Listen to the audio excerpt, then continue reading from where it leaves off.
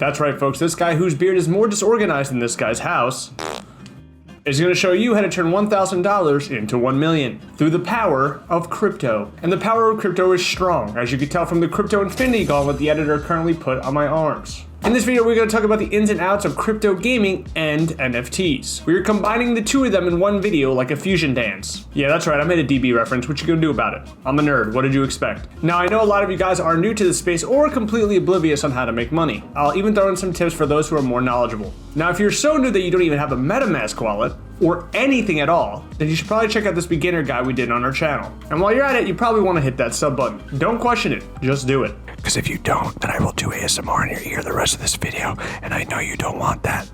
Oh man, that even felt awkward doing. Sorry about that. Now before we get into this, I gotta hit you with this advisory that my editor is now putting on the screen. This makes me unliable for completely anything, because words on the screen are more powerful than this guy. Yeah, that powerful. Now please keep in mind that you aren't just gonna get rich overnight. Well, okay, unless you're extremely lucky, it is possible. Just know that crypto is all about playing your cards right. A lot of moves are luck, a lot of moves are skill.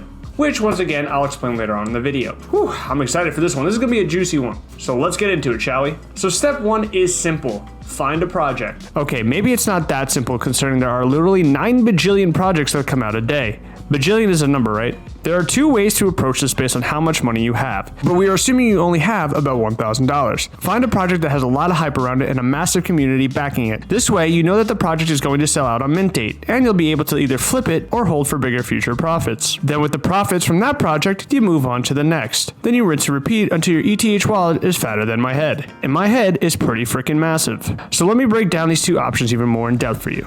Option 1, flipping.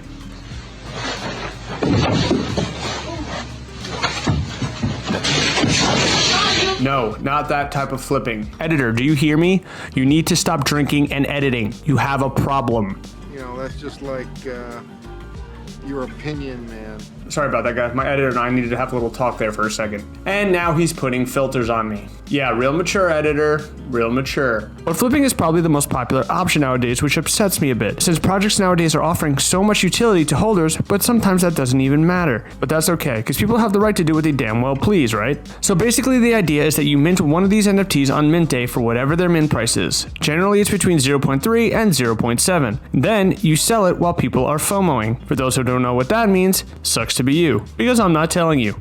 Just kidding, I'm not that mean. FOMOing means fear of missing out. So people panic buy into projects since they weren't able to get a mint during the gas wars. Keep in mind this play is risky, riskier than fighting a bear with a SpongeBob straw. And here's why. If you decide to insta-sell, you might make some quick money, but if it winds up being a blue chip project or a booming project in general, you could potentially have missed out of hundreds of thousands of dollars, or maybe even tens of thousands. Or if you sell prior to even reveal, you could have had a super rare NFT that was worth a lot of money and sold for way less than it was worth. And trust me, I've done that, and I can tell you right now, I've lost a lot of brain cells from punching myself in the head from those losses. So don't let yourself be an idiot like I am, or was. See, I'm such an idiot, I'm confusing myself. So to sum up that option, it's generally quick good money, but you're missing out on potentially a lot more. Option 2 is holding. This is a riskier move, but an option that has way more benefits, if it pans out in your favor. Let me give you an example. Doodles. Doodle's a project that I think was at 0.4 and 0.7 at launch. I honestly can't remember, but it was on the cheaper end and is now around 11 ETH floor. So if you held on to that project, long term, you got a massive 100-time gain. People with patience and wits, or diamond hand as we call them, are the legends of the NFT world, because they get the biggest gains. Whereas option 1 is for the peasants, called paper hands. I'm just kidding. You're not a peasant, but diamond hands people always say that about paper hands, so I memed it. Don't hurt me. Okay, back to the overlay, editor.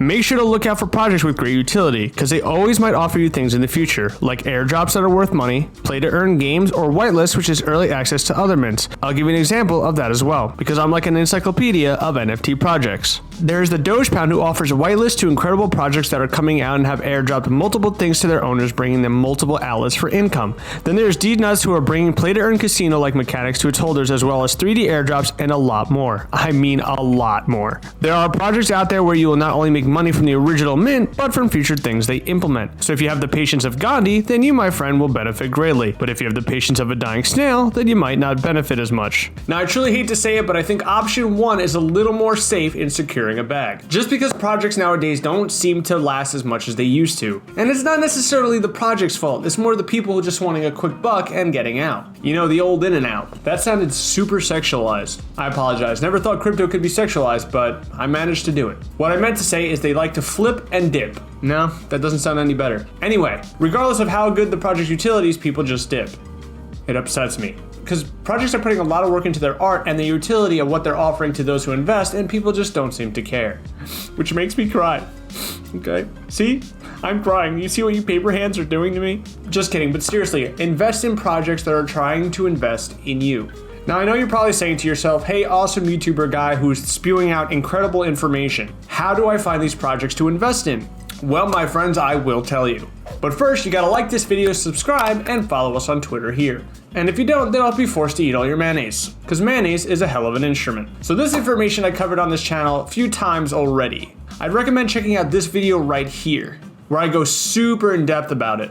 But since I've talked about this in past videos, I'm not going to go as in depth in this one. So here's a quick little speed run of what to do. Go to rarity.tools/upcoming. Click on projects, discords, and Twitters to see if they have a huge following or hype around it. But if a project has a lot of hype around it and a massive following, they're going to sell out and sell out quick. Which means you, my friend, have a high chance of making money. Even if the artwork doesn't appeal to you, it's a smart investment. I mean, just look at CryptoPunks. The artwork looks like a 3-year-old drop-kicked a pack of Legos onto a piece of paper, but yet it's worth millions of dollars. So just keep your eyes on the community and be ready to go. If there's a big project mint coming up and you have, let's say, a date with some hot girl, let the girl know that the minting is more important. And trust me, she will totally understand and not break up with you instantly whatsoever. I know.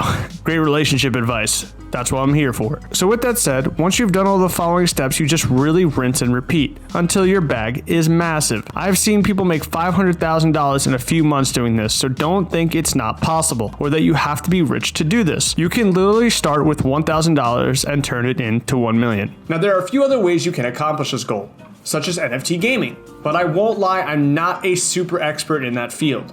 At least not as much as I am with NFT flipping. I can give you a few tips of where to start and what games might be worth looking into, just to help you get your foot in the door and some money in your wallet. Games such as Axel Infinity are the best way to go for beginners in the NFT gaming world, because not only is it play to earn by just getting things such as love potions that you can sell in the marketplace, but you can even build up a character and sell it at a very high priced NFT. Axel Infinity has infinity ways, I meant infinite ways, yeah, that makes more sense, to bring in revenue. Most of the time it won't be a crap ton of money, but it all adds up in the end, and trust me, it pays off. I've seen some of the little creature NFTs sell for about $500,000 plus, so it's all about the work you put in. So keep that in mind when it comes to the gaming side of NFTs. If you're looking to make money, it's a lot of work. At least more than flipping NFTs. But it's a good way to pass the time. Instead of playing games like Overwatch and Fortnite that make you want to break your PC. And not to mention, you pay them for your aggravation. Why not just get paid instead and play games that truly aren't that infuriating? I'd say it's a win-win, right? Right, I'm always right. That's the great part about being a YouTuber. But with that being said, I hope this little speedrun guide did help you. Like I said, there is a huge misconception of people coming into the NFT space thinking that you need millions of dollars or hundreds of thousands just to start. When in reality, just $1,000 can bring you a long way. Not to say $1,000 isn't a lot, but it's not as much as hundreds of thousands. If you like this video, please make sure to hit that like button, subscribe, and follow us on Twitter here. Trust me, it's totally worth your time. Love you guys, and we will see you in the next one.